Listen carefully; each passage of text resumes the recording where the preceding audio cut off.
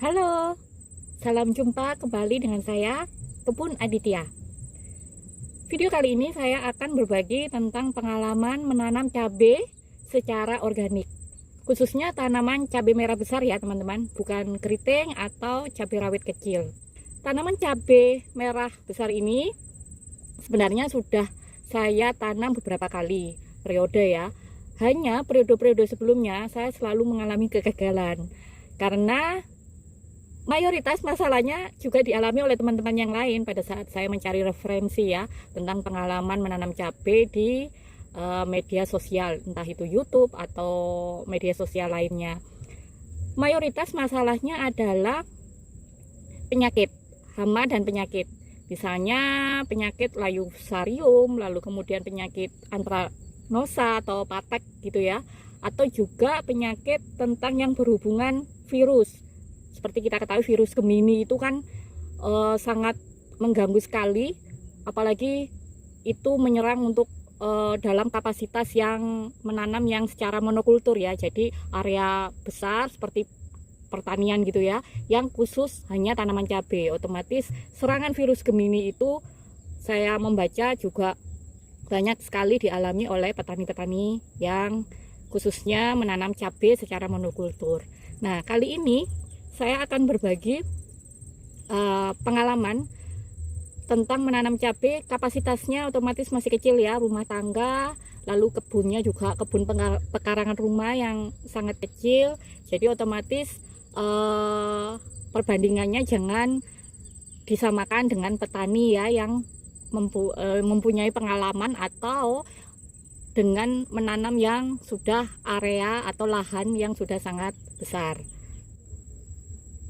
Saya akan menceritakan awal mulanya saya menanam cabai yang periode kali ini ya.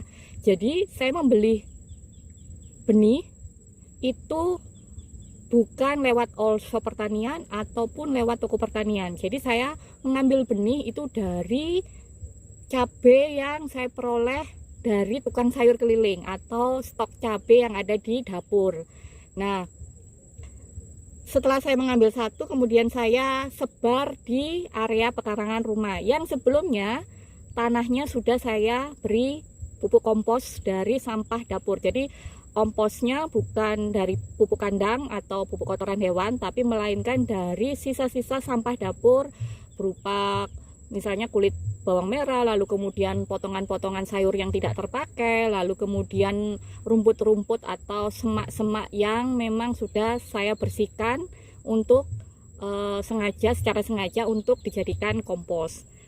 Setelah proses kompos itu saya pendam di dalam area tanah ini sekitar 1 bulan, baru saya sebar benih dari 1 buah cabai yang saya beli di tukang sayur ya.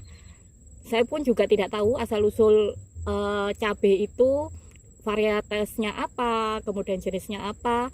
Tapi yang pasti saya pilih fisik buahnya itu yang bagus. Jadi yang pastinya sehat tanpa ada bercak seperti kayak biasa kan kalau kita beli cabai itu ada kayak ada yang busuk seperti kena anthranosa itu atau patek gitu, itu enggak saya pilih. Jadi saya pilih memang benar-benar fisiknya yang bagus, yang di mata saya sempurna gitu ya. Setelah saya sebar, tidak saya tata sedemikian bagus gitu ya, yang penting sebar saja, kemudian ternyata tumbuh banyak. Jadi saya cukup terkejut karena memang saya tidak menduga akan begitu banyak yang tumbuh. Baru umur sekitar 2 minggu atau 3 minggu saya tata sedemikian rupa, saya pindah untuk mengatur jarak tanam. Ini pun juga jarak tanamnya sangat rapat karena memang saya mempunyai kapasitas lahan yang sangat kecil karena memang hanya pekarangan sebelah rumah gitu ya. Nah, selama proses tanaman itu tumbuh, saya hanya melakukan perawatan secara sederhana seperti pupuk yang mengandung bahan-bahan yang terdapat unsur-unsur yang dibutuhkan. Seperti kalau yang saya gunakan itu contohnya Yang pertama fermentasi dari kulit bawang merah, bawang putih, lalu yang kedua fermentasi dari kacang kedelai atau susu kedelai itu ya, yang biasanya juga di tukang sayur. Lalu yang berikutnya air lindi. Air lindi itu saya manfaatkan dari campuran kulit buah, kemudian juga campuran dari sampah dapur. Lalu yang berikutnya saya berikan juga PSB atau fotosintesa bakteria. Jadi saya berikan empat jenis pupuk ini secara bersamaan dengan dosis yang sangat kecil ya, mungkin sekitar 1:50. Jadi 1 liter air masing-masing itu 50 ml. Nah, saya berikan seminggu 2 kali.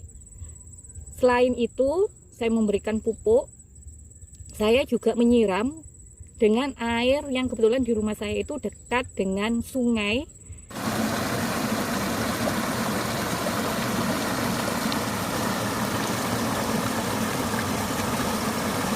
Karena memang rumah saya dekat dengan area pertanian atau lahan sawah atau kebun ya, yang mayoritas ditanami jagung, lalu tebu, kemudian juga padi. Nah, karena memang area di rumah saya itu areanya memang area kebun yang sangat luas, jadi ada sungai kecil. Nah, waktu itu saya cukup terkejut, anak saya memancing ya, istilahnya mancing, ternyata di situ banyak ikannya.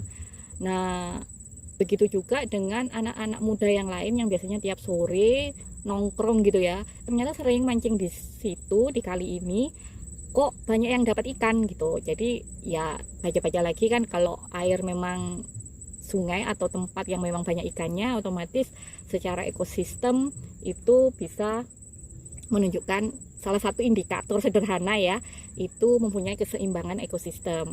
Nah, saya selalu rutin menyiram tanaman cabai ini dengan air kali itu atau air sungai itu ya.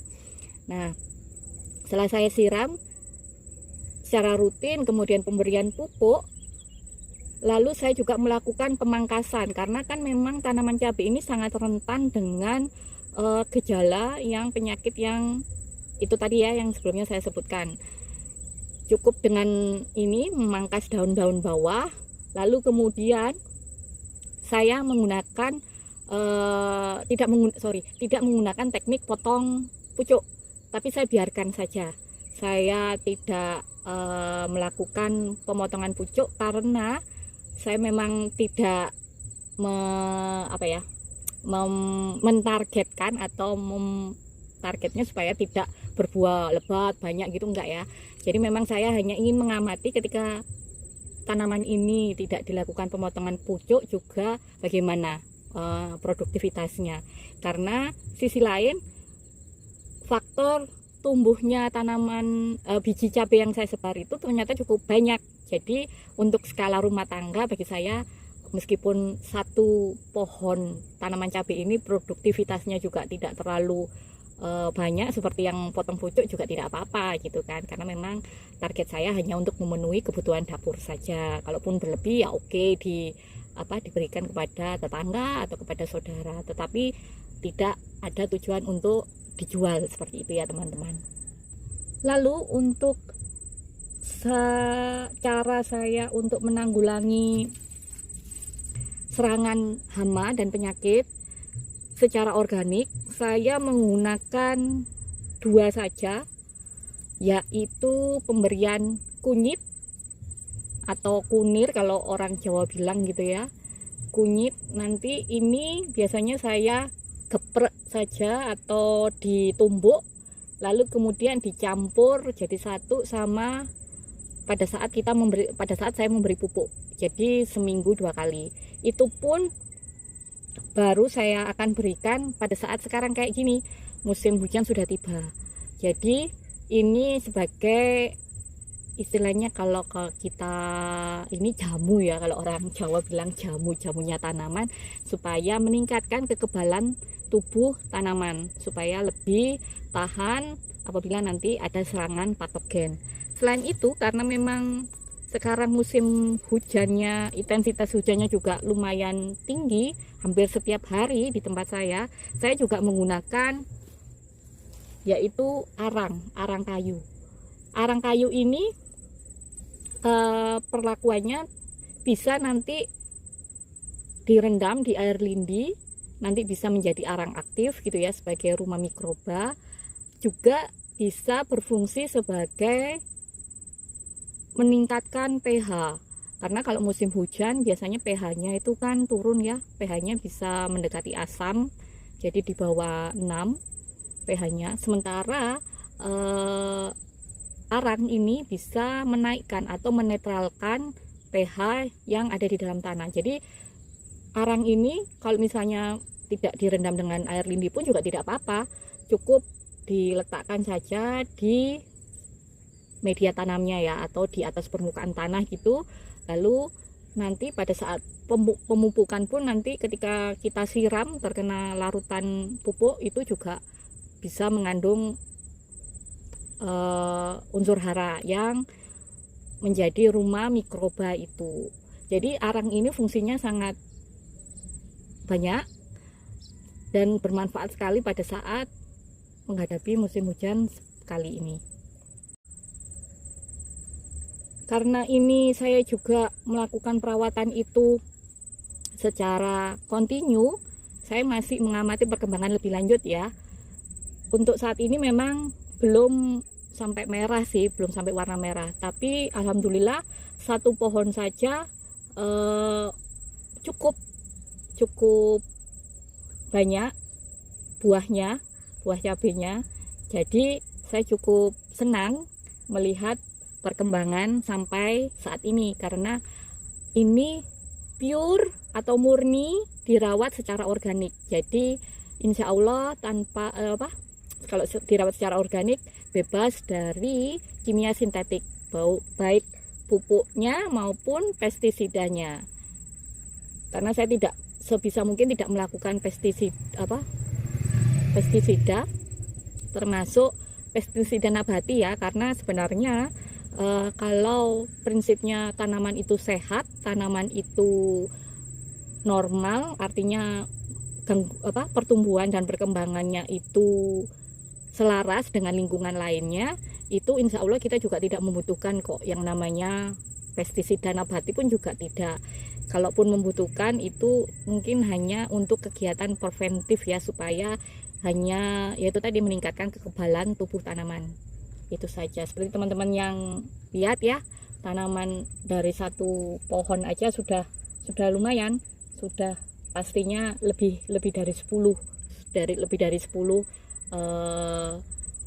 buah yang dihasilkan. Ini pun juga tanpa dilakukan pemangkasan pucuk. Jadi memang saya sengaja untuk melihat dan membandingkan dengan pengalaman teman-teman yang lain ya. Pengalaman teman-teman yang lain memang banyak yang melakukan pemotongan atau pemangkasan pucuk dan hasilnya lumayan banyak katanya. Oke, saya melakukan sebaliknya hanya untuk perbandingan saja dengan pengalaman teman-teman yang lain.